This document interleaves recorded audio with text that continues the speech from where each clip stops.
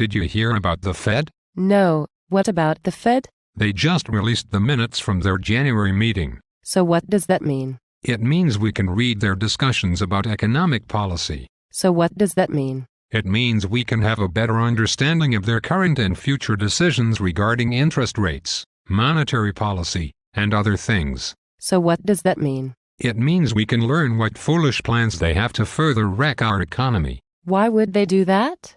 Isn't their purpose the stabilizing our currency and the helping create jobs? That is part of their stated purpose, yes. Aren't they doing that? No.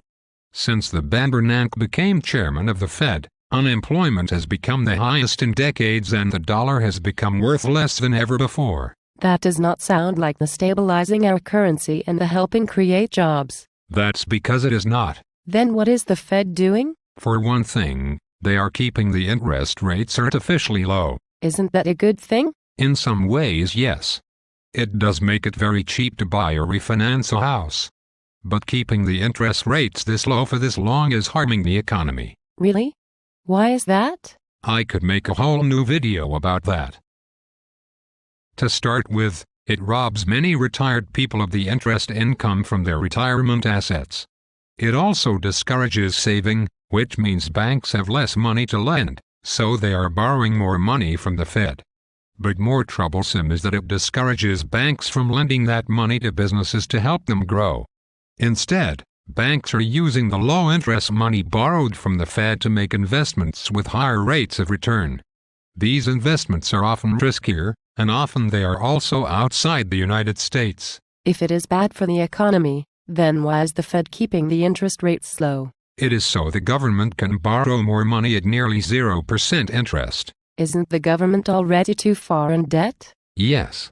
However, the Fed keeping the rates this low for this long is allowing the government to refinance much of its debt at the lower rate. Isn't that a good thing? No. Really?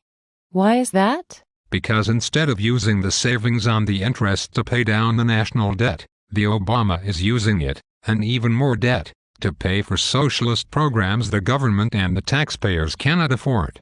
Thanks to his spending, as of right now the national debt is more than $15.3 trillion.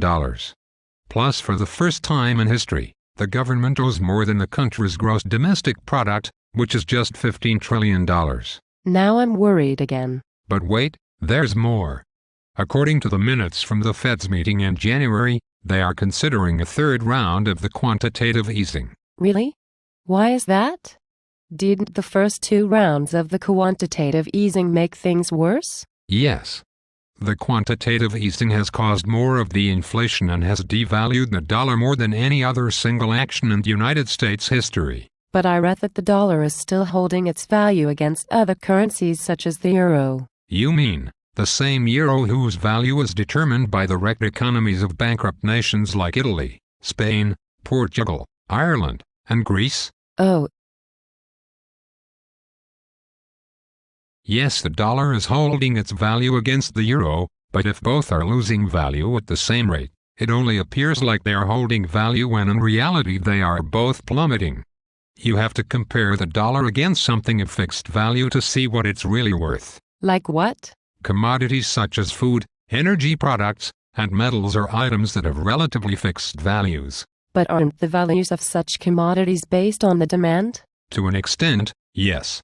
But over short periods of time, such as the duration of the quantitative easing too, the demand is practically constant. Yet, during the QE2, the prices of commodities increased dramatically. If the demand is constant, that can only mean that the value of the dollar declined just as dramatically. In addition, the lowered value of the dollar caused the inflation to go up. But the Ben Bernanke said the inflation was less than 2%. The Ben Bernanke is speaking of the core inflation. What is the core inflation? It is the inflation of the prices of stuff not counting food and energy. This is the inflation measure the Ben Bernanke likes to use. Really? Why is that? Because it is a much lower number. But according to the statistics at the end of January, the inflation of prices for grocery food was 5.3%, and the inflation of prices for energy commodities was 10%. By leaving these numbers out, the Ben Bernanke is trying to make it look like the Fed's policies are working. Will the same thing happen with the QE3? Yes. And it is likely that the effect of the QE3 will be even worse than that of the QE2. Now I'm really worried again. How can I protect myself against the inflation and the devaluing of the dollar? One of the best ways would be to store up certain commodities such as metals, since they don't lose real value. You mentioned buying gold and silver last time. I've bought a little, but I really cannot afford to buy much more. Then I suggest looking at a program called YouGetGold. It is a metals accumulation networking program that allows you to start by buying copper rounds. Then later you can start earning silver and even gold rounds. That sounds interesting. Can you tell me more about how it works? Sure.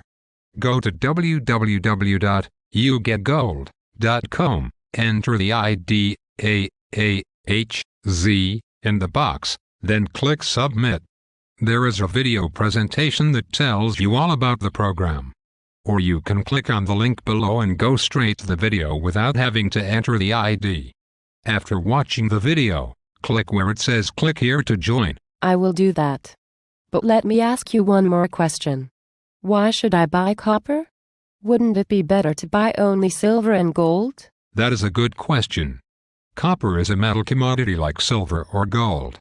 Although it is not worth as much as silver, its price is increasing just as dramatically. Some are even calling it the new silver. Being a metal commodity, it will still hold its value in the same way as gold and silver.